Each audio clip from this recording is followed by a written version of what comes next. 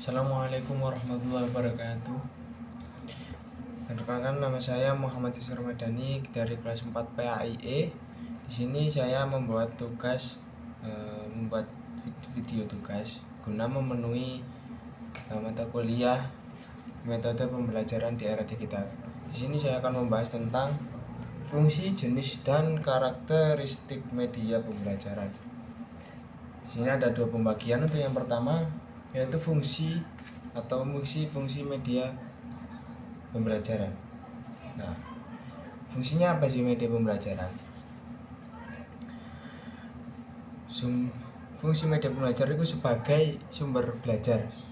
Ini terus sebagai sumber belajar segala macam sumber yang berada di luar diri siswa dan memungkinkan terjadinya pembelajaran. Jadi sumber belajar itu bukan terdapat dari diri seseorang, melainkan dari lingkungannya, selain dari dirinya, baik itu berupa benda atau alam dan yang lain-lain. Itu termasuk dari sumber belajar, yaitu wawasan atau ilmu yang didapat dari selain dari dirinya. Nah, itu disebut dengan sumber belajar. Nah, lalu yang kedua ada fungsi manipulatif. Nah, fungsi media pembelajar itu tidak hanya sebagai sumber belajar, tapi juga fungsi manipulatif. Kemampuan media pembelajaran dalam mengatasi batasan-batasan ruang dan waktu, seperti media menghadirkan video bencana alam. Nah, jadi fungsi manipulatif yaitu manipulasi dari suatu kejadian. Jadi apabila kita tidak bisa mengangan-angannya, nah itu kita dapat menghadirkan video. Contohnya di sini adalah bencana alam. Nah, kita kan nggak mungkin datang ke sana ya. Jadi kita itu membutuhkan sebuah video agar kita dapat memahami bagaimana bentuk dari bencana alam tersebut atau dampaknya. Nah, itu adalah fungsi manipulasi. Yang ketiga yaitu fungsi kognitif. Fungsi kognitif yang terdapat fungsi atensi atau meningkatkan kinerja pemikiran. Yang kedua ada fungsi afektif, yaitu menggugah emosi atau perasaan. Nah, media pembelajaran ini sebagai penggugah semangat dalam pembelajaran. Nah, lalu ada fungsi imajinatif, yaitu kita bisa berangan-angan.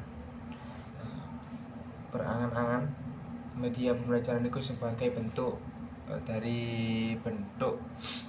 konkret dari pikiran kita.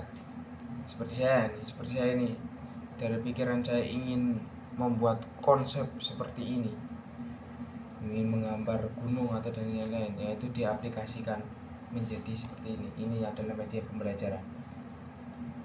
Lalu ada fungsi motivasi. Nah, sebagai fungsi motivasi, media pembelajaran itu sebagai fungsi motivasi kita untuk belajar. Lalu fungsi sosiokultural. Nah, media belajar ini berfungsi sebagai sarana untuk memahamkan siswa dari berbagai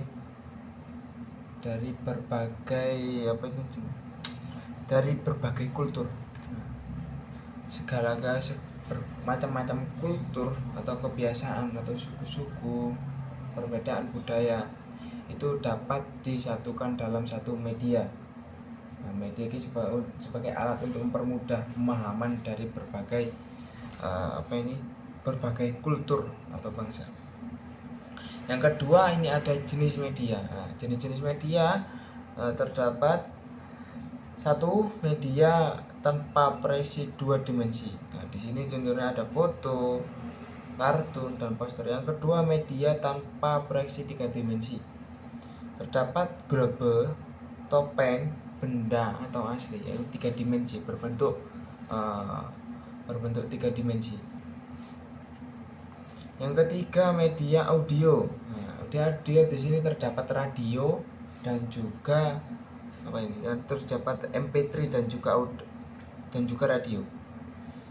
Itu media yang didengarkan, itu adalah media audio. Yang keempat, media dengan proyeksi, itu seperti film ya, proyeksi ya, gambar itu adalah proyeksi. Yang kelima ada televisi. Yang kelima ini ada ya televisi. Yang keenam ada komputer. Yang ketujuh ada DVD atau VCD. Nah, mungkin itu saja yang dapat saya sampaikan. Kurang lebihnya saya mohon maaf apabila ada salah kata atau kurangnya materi. Assalamualaikum warahmatullahi wabarakatuh.